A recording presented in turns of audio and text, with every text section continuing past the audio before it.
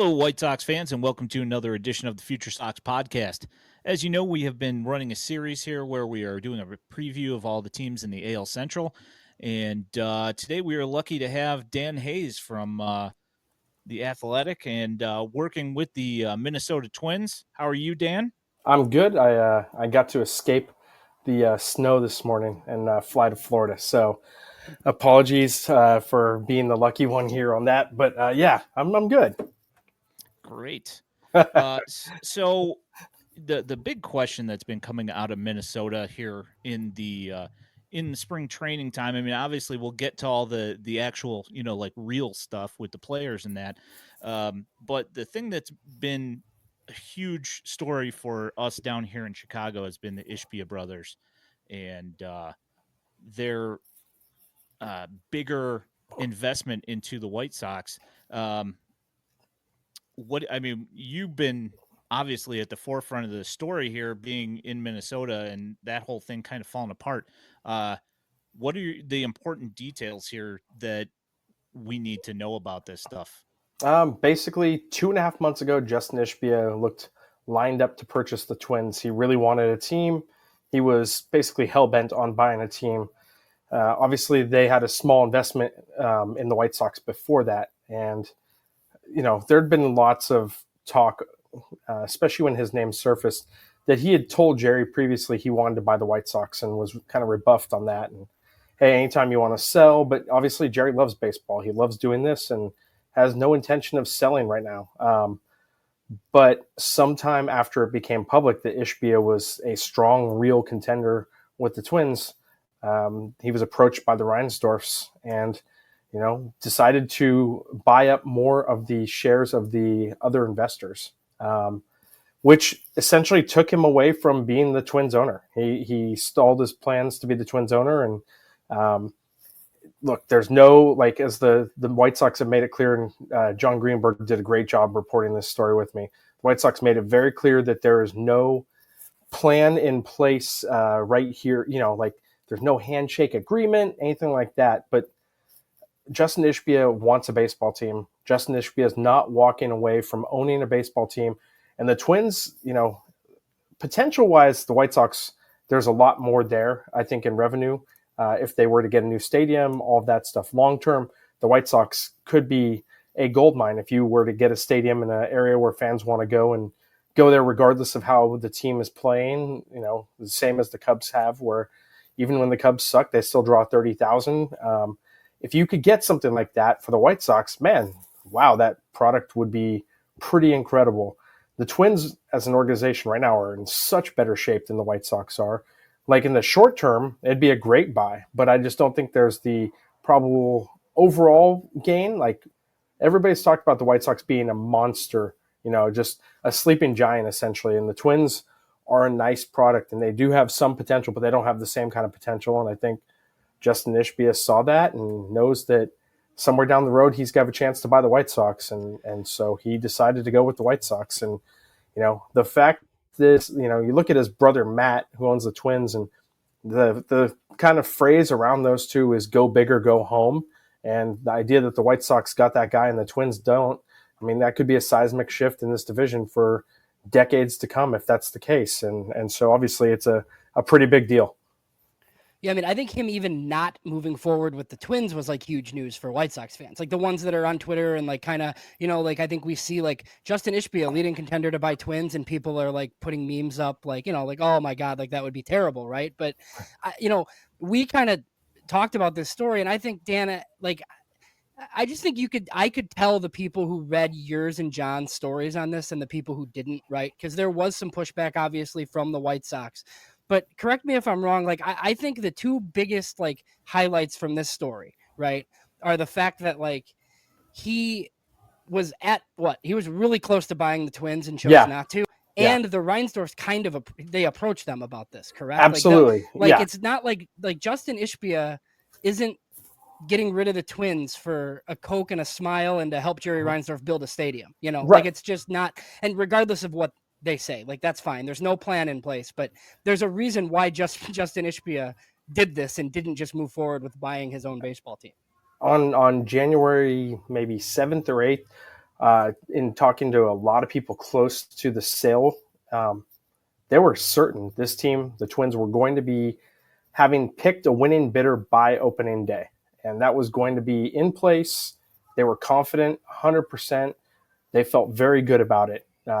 After John uncovered that Ishbia was looking to buy up had the deal to buy more shares of the White Sox in place,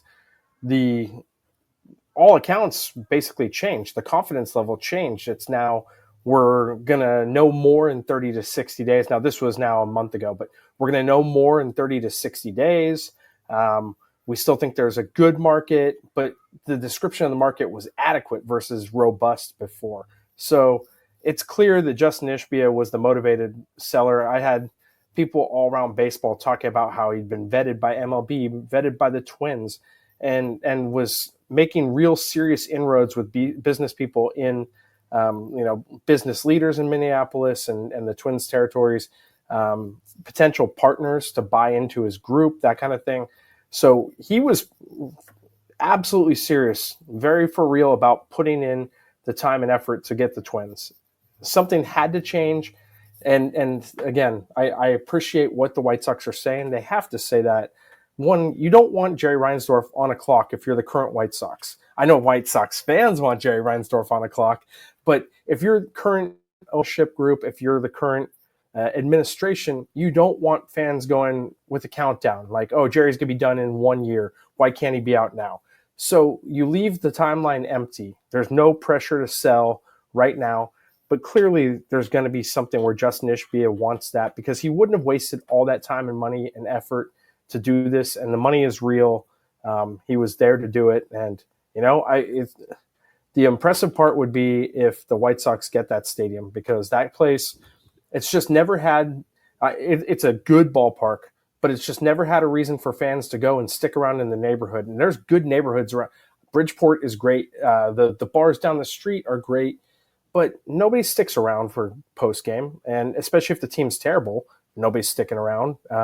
So, if you can get that draw where there's a hotel, where there's a party zone like what the Cardinals have and what the Braves have and what Wrigley naturally has and what Fenway naturally has, man, that's a coup for a team that's in a huge market like the White Sox, just to get way more revenue and have a chance to compete with the big boys. How much of a story was it, like, early on with this, that he had any of the White, like if he had 5%, right? Like he would have had to divest regardless to buy the Twins. Was that ever even, because I feel like it kind of came out of nowhere. I mean, maybe not to you guys covering it, but to me, I was like, first off, like, this is awesome. And then second of all, like, wow, this is like pretty shocking. Well, I think when that came out, of course it was noticeable. There's no question. But I also believe they were fully convinced, the Ishbias were convinced, that there was no way they were getting the White Sox, because they'd put those overtures out there to buy the team before. And that's why they moved forward with the Twins. And look, maybe he was playing 3D chess and knowing that doing this would put some pawns in play, and maybe the White Sox would go, man, this would really suck for us if he goes to the Twins. Maybe that was there. But also the amount of time and effort and money that he put in to go forward with Minnesota was significant. And so I think, worst case scenario, he ends up with the Twins, which has got a beautiful ballpark already built, has a really good foundation in place as an organization, is primed to win. If they got, an additional $20 million in budget, payroll budget, man, they'd be highly thought of in the American League and in baseball. Not Dodgers, obviously, because the Dodgers own everything, but I mean, of the other groups, the other teams, they'd probably sneak into that top 6 with what they have. If they'd been able to bring Sonny Gray back last year after winning the division the year before and winning some playoff games, they would have been in great position going into the season. And instead, they trimmed payroll by $30 million after winning their first playoff series in 21 years. And I understand the functions of business and, how ownership groups have other considerations business-wise that are there, which is the case with the Twins ownership group. But the timing of that was terrible, and it killed the fan momentum. They'd had 3 games at home in October with 39,000 fans, and it was electric. And then all of a sudden, you kill that by cutting payroll by $30 million. So, you bring if like they're an attractive team, and worst case he was getting up with them. But man, he's a smart dude. If he thought, boy, I should put some pressure on the Reinsdorfs by saying let's go after the Twins. Either way, it was going to work out for him. But now he doesn't have to fly from Chicago to Minneapolis to attend home games. Yes. Last thing I have on this really quick. So just what are your expectations then as far as like if a sale happens, like are the Twins going to have a new owner? Is it mid-season? Is it ever at this point? What are we thinking? I mean, I think the family is very motivated to sell. They have a lot of obligations in other areas that, other business dealings that are tied up in commercial real estate. I think they want to be out as owners. They've had 40 years, So first it was Carl Pohlad who bought him in 1984. His 3 sons inherited the team in 2009 when he passed away. Well, the next generation, there's 7 or 8 grandkids of Carl Pohlad. And I think one of them wants to own the Twins. And I think the others are ready to cash in and get out. I mean, this franchise was bought for $44 million. And, anywhere from 1.4 to 1.6 to 1.8 billion dollars would be coming their way, which is incredible in the turnaround department. Looking for a similar investment myself. If you guys can put me on to a stock guy, I will. I'll put in $8 and hopefully it can turn into 300,000 overnight. But I think they're ready. Joe Pohlad, who is currently the chairman of the group, he's 42. I think he would love to make this a life for him. But there's a lot of other people who would like to get the big payday and focus on their other areas of interest, which they're varied. They have, Hollywood, they have their Pepsi business, they have commercial real estate. They're all over the map. And I think that there's enough there to keep people interested for their lifetimes. That's quite a lot of stuff to, keep tabs on. So it is. And they got a lot of stuff to consider. Yeah, it is. And look, it's the same as the White Sox.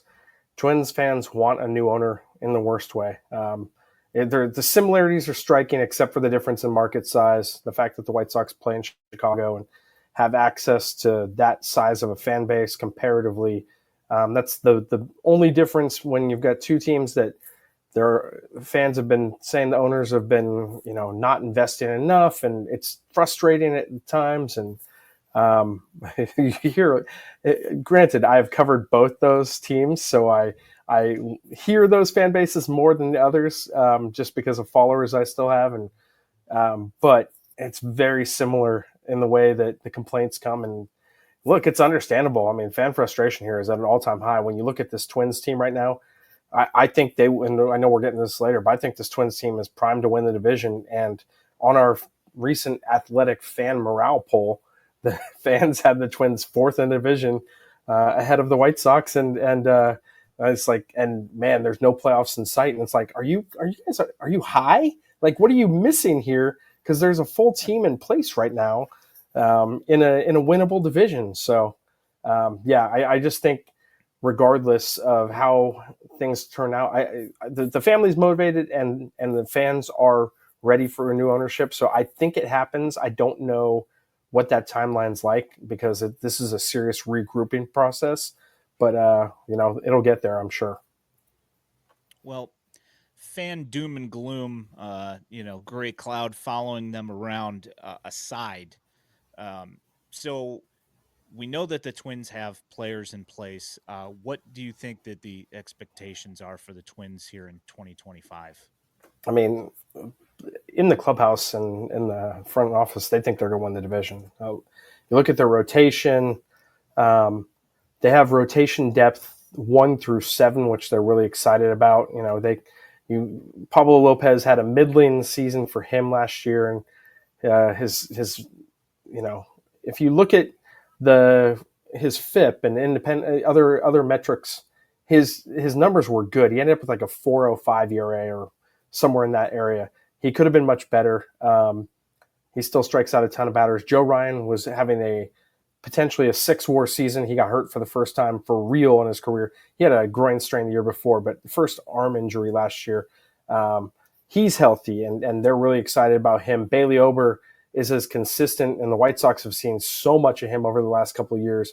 Bailey Ober is right there.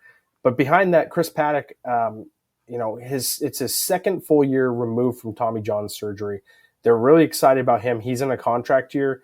Last year, he pitched 80 innings. The numbers were – there were about 5 starts that really skewed the numbers, and I know any pitcher can have that, but he had about 10 or 11 really interesting starts, and his strikeouts for the innings were close to 9 per 9, which was like right around his career high.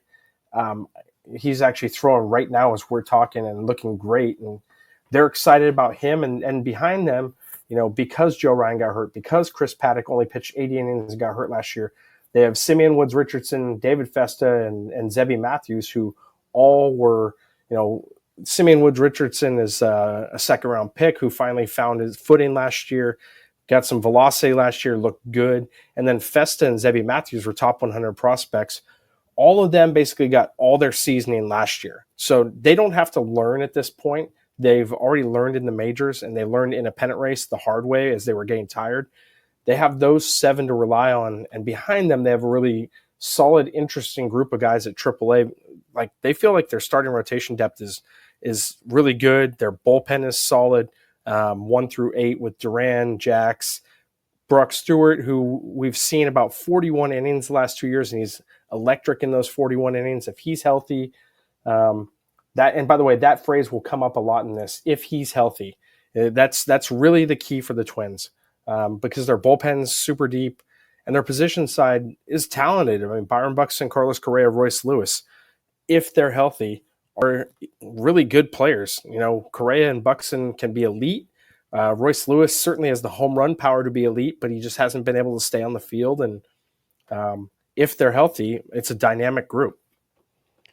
Yeah, so I think I know the answer to like what needs to happen to win the division, right? Like you just kind of talked about it. So like if things go wrong, right? It's Buxton, Royce Lewis, even Correa, like just injury riddled type of, they're struggling for that reason because they are pretty talented. I agree with you. Yeah, no, last year on August 17th, they were 70-53.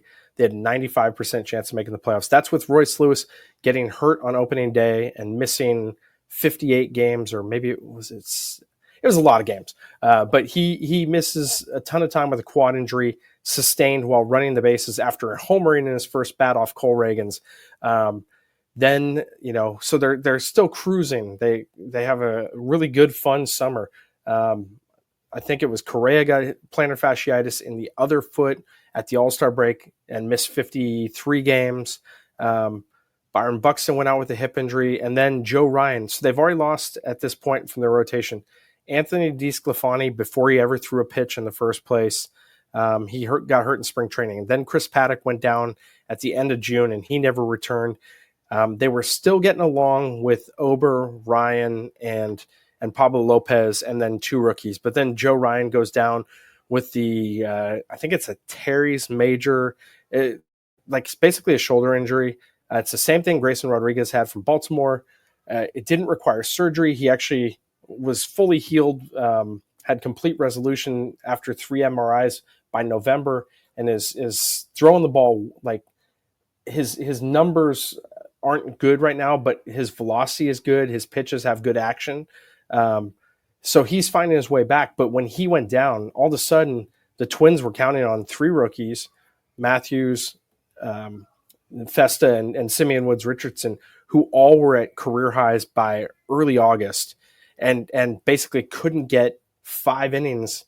The hope was to get 15 outs out of each of those guys. When you have 3/5 of your rotation giving you 15 outs, then the bullpen's overworked, and then the offense feels the pressure. And it was an epic collapse. They went 12-27. The last week was hideous. There was a couple of just utterly forgettable games. There was a doubleheader sweep in Boston. There was a loss to the Marlins in 13 innings where the Twins had like 8 chances to win it and they blew it. There was so much. It was just a collapse, and there wasn't finger pointing, but it definitely got tense in the clubhouse at the time a little bit, and it was just an ugly way to see the season end. That's what can happen if they're not healthy. I think had they had pitching, they probably had enough offense to survive. So the idea that they have more pitching this year, that's a great place to start. If the position side can stay healthy and the pitching has some struggles, there's enough on that position side, but you need one or both to stay healthy and keep it going. There's plenty here to win the division and do some damage in the playoffs, but it's all that big what if. On the south side of Chicago, the injury things just hit us right in the feels. We we completely understand how that whole thing goes. I mean, after dismantling this last rebuild, just because literally nobody could stay healthy on the offensive side of the ball. So, oh yeah, no, I know, and it was, I left my last season covering the Sox was 17, and so we were starting to see some of the guys show up. And it was like, oh man, what happens if Luis Robert and Kopech come through and Moncada and then to see what they've all experienced over the years, it's been crazy. And then when Abreu left, like the bottom just dropped out. And Abreu, that was 100% the right decision as far as you couldn't give him that contract. Houston overpaid. What a terrible contract. The bat speed was going down. But it felt like he was maybe sort of the glue. He was that guy that people looked up to, and it just fell apart so fast after that. And it's crazy because there was a lot of talent there. I mean, it was fun to watch the talent be accumulated and just look back on the trades. I mean, you think about the Adam Eaton trade alone and just the three guys that have come out of that and how they're all still major league pitchers, all still in rotations. Ronaldo's had a resurgence in Atlanta and has been electric, although still injured too. And but you look at that and the sale trade, they got a lot of great value in some of those deals. And it was fun to see it all accumulated. And, it didn't materialize the way they wanted, but it was certainly in place. That's back when you were busy at the winter meetings. Yeah, oh man. As opposed to covering a team now that waits until February to do anything. Hey, let me tell you, I'll just do a quick story. I remember the reaction when the Eaton trade happened. Because we were in there's one big media room and probably 250 people are in there, and somebody else broke it because let's be honest, somebody always bigger breaks the trade first, and I think it may have been Passan or Ken Rosenthal or John Hammond, and it was Adam Eaton to the Nationals, and here are the three players going back, and the room was like, really, and like, who else is in the trade? And I remember texting someone with White Sox. I was like, who else is in the trade? And they said no one. And I'm like, I just hammer it out real quick. And the room goes, whoa. Like everybody thought David Robertson was in that trade, right? Everybody thought that somebody else was going to Washington to get Dunning and Ronaldo and Giolito. Beyond Eaton. And Eaton's contract was a steal. Like for the production he offered, it was a steal. But I remember Andy McCullough turning to me going, Hayes, really? I'm like, yes, really. And like people were like, it was a good moment at a time that was terrible for the franchise, right? You're trading Adam Eaton and you're trading Chris Sale and you're basically saying this team sucks. We're moving on from them. Let's start over. And yet they did really good acquiring talent at the time. And it was fun to cover for sure. Yeah, the crazy thing about that trade as well, the Eaton trade, is that Rizzo didn't end up getting great value on that trade except in the World Series until that year when they finally won the World Series. So I mean, exactly. Paying off. Didn't he homer in Game 7? I think he did. I think so. He homered late in one of the games, and it was a critical home run. And it was like, okay, it was sort of like the Giants with Barry Zito. It was like 6 years of shit, and I hope I can swear on this. Yeah, you're fine. It was 6 years of shit, and then because I grew up in Northern California, then there was Rally Zito, where he saved them from elimination in St. Louis. I think it was Game 5, and they rallied to win the series in 7 in San Francisco, and like all was forgiven because Barry Zito had like 2 good postseason games, and the rest of the contract was a total waste. But it worked out. I remember justifying that trade to out-of-towners like the other way. Like, Adam Eaton's really good, I swear. Look at these numbers. Like, he's awesome. Like, that sort of thing, But I was like, it was pretty exciting. So, so I'm sure you had a bunch of messages from Twins fans, like, all winter. They finally did some stuff. Did they do enough, do you think? Not for Twins fans' sake. I like what they did around the edges because we saw 2 years ago with Michael A. Taylor, who is now on the South Side. And he's a great dude, and fans will appreciate the defense. And you know what? He hit a ton of homers with the Twins. I imagine he'll hit a ton of homers with the White Sox in a good hitting ballpark. But him coming in and being there as a Byron Buxton backup was huge. So they went out and got Harrison Bader to do that this year. Bader, there's similar profiles with him and Taylor, not quite as much power as Taylor, but both being Gold Glovers, that helps. It just having insurance for when Byron Buxton gets hurt is key. The Twins know that. They got Ty France on a steal kind of deal. They got him for 1 year, $1 million. Nobody was looking for him because his defense is not good. He's sort of a positionless guy, but he's played first base and DH. And when he really hits, he can hit. I think he had for 4 seasons, 2020 to maybe 2023, he had like a 127 OPS plus in Seattle, which is amazing. Like if you have it might end up looking like a 730 OPS, but if you have a 730 OPS in Seattle, that's like having a 1200 OPS in Colorado back pre-Humidor. It's just so hard to hit there, and he's been a really good hitter. He is healthy again, which was a thing for him last year. He had a heel injury. He suffered it on June 7th. He had a 732 OPS at the time. If the Twins got him, that 730 guy, with Seattle, it probably translates to like 775 for the Twins or 800. They'll take it. That's a good bat to lengthen the lineup. And they added Danny Coulomb as a left-handed reliever. They desperately needed that. So those are really the only additions they made. But they had a good foundation in place already. It's just more that they didn't shake it up after the collapse. They shook it up in other ways, and that's sort of in how they've run this camp and what they expect out of the players. They're trying to go about it that way because I think they think the band was good enough to get back together.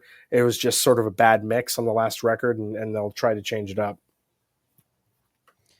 So, assuming that they're coming down the final stretch here, who are the Twins going to get help from in the farm system? I like Luke Keeschel a lot. It's a guy I know the White Sox liked too, and were told no way.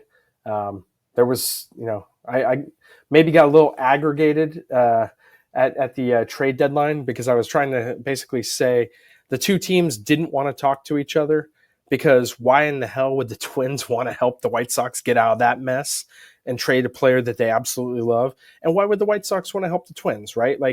I think the way I compared it once on radio was, I drive a Honda CRV.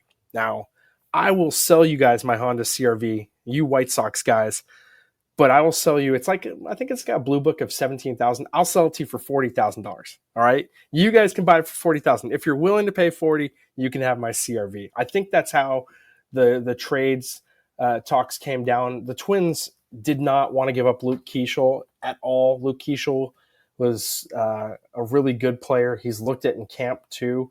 And yet, if the Twins and the White Sox could have gotten a deal for Eric Fedde worked out, I mean, Eric Fedde, on that contract is, it's not as proven as Adam Eaton, but it's another one of those amazing contracts that the White Sox have gotten a ton of value out of. And, I think that if they had been able to find some common ground, and again, the Twins weren't trading Keeschel, they're front office head over heels for him, but he's a guy that could be a difference maker very quickly. He hits, he's born to hit. He had Tommy John at the end of last season, so he hasn't been in the field this spring yet, but he's expected to be and looks like a second baseman. He's fast. He hits with power. He's got a nice short stroke to the ball. Emmanuel Rodriguez could do that. He just needs to stay on the field. He's another guy that they've loved for a long time. He's 5'10". He's got a weird kind of package as far as there's not a lot of guys that profile like him, but he's got tremendous power, good speed. Maybe he could be a center fielder, but he probably sticks in the corners. But his bat to ball skills are great. His eye is very good, and he hits for power. And though the problem is he's had a knee injury, he's had a thumb injury, he's had an ankle injury. In line with every Twins prospect ever. He's basically been hurt for a while. And last year he played 47 games, yet he made his way to AAA as a 20-year-old. So I think there's big expectations for him. Like I said earlier, Zebby Matthews, David Festa, maybe Andrew Morris, if they got into a rut with starting pitching, could be a guy that would help out for them. He throws strikes. He throws mid to high 90s, and they've had a lot of success with guys who kind of profile to be number 3s or 4s in rotation. We've seen that with Bailey Ober. They turned Joe Ryan around after acquiring him from Tampa Bay. So they've done a good job with their starting pitching in the last couple of years. But it would take a lot for us to see those guys here, just because, that means injuries, and who knows how that all plays out. But the only guy I haven't mentioned is Walker Jenkins. He's not very far. He's everybody's sort of favorite. Like, I think he's number 3 overall prospect in baseball. But another guy, he got to camp and he hurt his ankle like in the first day he was in camp. He's fine and should be ready to go for regular season. But, it's possible he could get there because his swing and his strength is incredible. He's still extremely young. I think he's still, if he's turned 20, he hasn't turned 21 yet, but he just looks the part and he sounds the part and he's hit everywhere. And you look at his pro debut and look at his strikeout to walk, and it's like, that's inhuman. He's done that. They just need the power to come along with it. And he could be an electric player. It'd be fortunate for them if they could let him go a little bit slower, and maybe it's next year for him, but who knows? He could be here this year. The last guy I'll throw in there, Connor Prelip, who is their second rounder from either Alabama, I think. Yeah, from a couple years ago. Yeah, either 2022 or 2023. He's had 2 Tommy Johns, but I think I heard the stat today. He's throwing 98 left side. He'll come up as a reliever if he makes the majors this year. And he'll probably profile as a major leaguer reliever just because the 2 Tommy Johns. But I think in minor league games so far, he's struck out 12 of his last 14 batters. So he's nasty. He could make an impact too.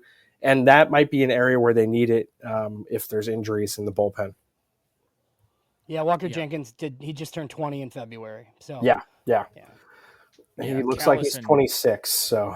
he definitely does. Callis and Mayo are over the moon with Walker Jenkins, and I think they predicted him to win Hitter of the Year this year, and I think that they had mentioned it last year as well, but because of injury or whatever, it didn't end up happening. So yeah, he'll be on that list for a long time. He just has one of those swings that's really pretty, and he's smart and knows how to make adjustments, and he's not a guy that chases. He knows his zone. And if he can add the power component to it, I mean, even if he doesn't, he's going to be a good hitter. But if he can add the power component to it, and it's funny because it always reminds me of Blake Rutherford, right? Like, if Blake Rutherford had ever figured out the power part of it, man, he would have been an electric hitter. But at 19, 20, this is really early to say that about Jenkins. And they're very excited about, like, the stuff they worked with him in the offseason on. So it should be a fun year for him to see how he develops. Well, we got to see that power from Blake Rutherford for like a month with the Nationals. That's right. It was the Nationals. I do remember that. Yeah. All right, James, do you have anything else? No, thanks for joining us, Dan. You made White Sox fans happy this offseason, a little bit at least, for first time in a while. The Ishbia stuff comes out and everybody's rushing back to get athletic subscriptions. So that's we love that. And also, it's funny. I concurrently made Twins fans miserable, which probably made White Sox fans even happier. So it's it's a double-edged sword there for the Twins. Well, on your way out here, Dan, do you want to let people know where they can find you and your work? Yeah, you can check us out at The Athletic. I'm the Twins senior staff writer, but also over at Blue Sky, Dan Hayes, MLB. Don't be thrown off by the Disco Danny Hayes name tag there. Yeah, that is me going off a radio host nickname for me. So, but you can check me out there too. All right. Well, we really appreciate your time. Thanks for coming and hanging out with us and giving us all the information on the Twins. We appreciate it. Yeah, absolutely. Thanks for having me, guys. Right on. Thanks, Dan. All right. Yep. Take care, guys.